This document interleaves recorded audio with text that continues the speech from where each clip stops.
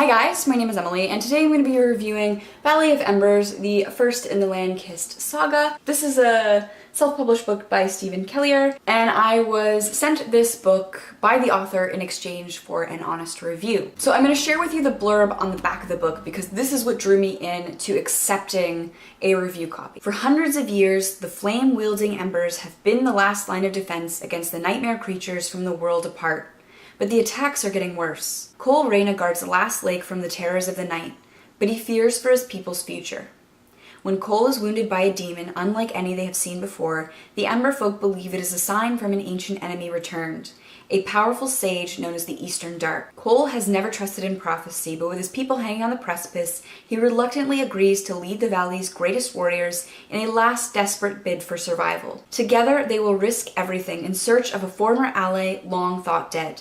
And whether Cole trusts him or not, he may be the only one capable of saving them. So I thought this book started out strong. I really enjoyed the writing style. Steven has very easy to read, descriptive prose. The dialogue is believable and natural. I really enjoy the idea of being land-kissed. So the magic system in this world is that some people are sort of gifted powers by the land. Not everybody is gifted, so I really enjoyed that magic system. I thought it was interesting. Another thing that I really liked about this is the representation of gender. I think there were some really strong female characters that over the course of the narrative remained nuanced and interesting.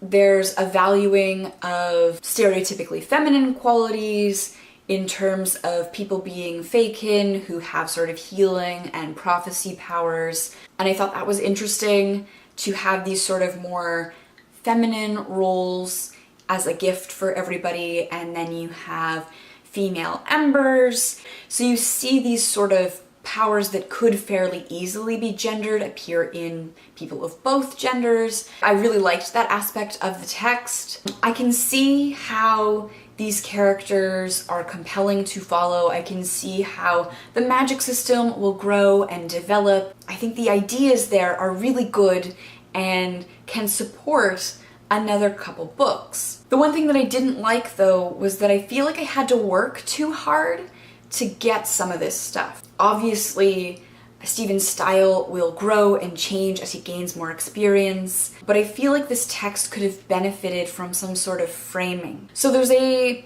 sort of messy history going on between the Eastern Dark, the White Crest, and the King of the Embers. It pops up again and again, but never in a really coherent manner.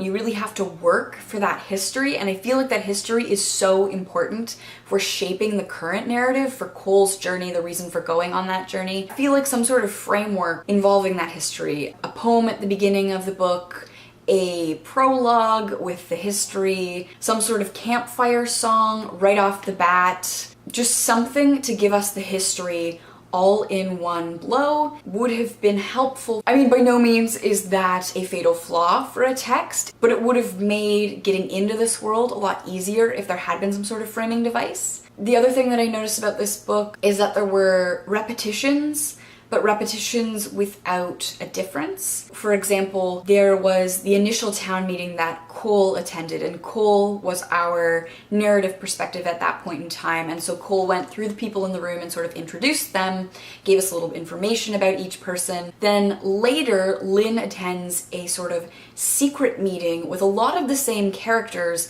and she does the same sort of introduction, and there's some overlap between the characters, and the introduction doesn't give us anything new. And I felt like that was sort of a recurring issue throughout the text. I feel like the book could have benefited from more description. Steven has a really accessible writing style. His turns of phrase are quite beautiful. He does a good job with the description when it's there, but I feel like there could be more, especially in regards to establishing characters. Like, I can't really tell you how any of these characters look at this point, which is an issue I see in a lot of debut novels. It seems like it's hard for a lot of writers to subtly describe characters at the start of their career. I mean, Mercedes Lackey, who is a big name in fantasy, has the same issue in her first trilogy, the Heralds of Voldemort series. Overall, I feel like this is a successful debut novel.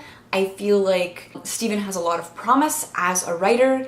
I feel like his ideas for how to play with fantasy tropes are really good and really promising. So I definitely think that Steven Kelliher is an author to keep an eye on, and I think there are a lot of interesting things happening in the Valley of Embers that I can kind of see playing forward into the rest of the Landkiss saga. I will leave links to Steven's webpage in the description box down below. Once again, I would like to thank Steven for sending me a copy of this book and giving me the opportunity to begin to explore the Landkiss saga and this fantasy world that he's created.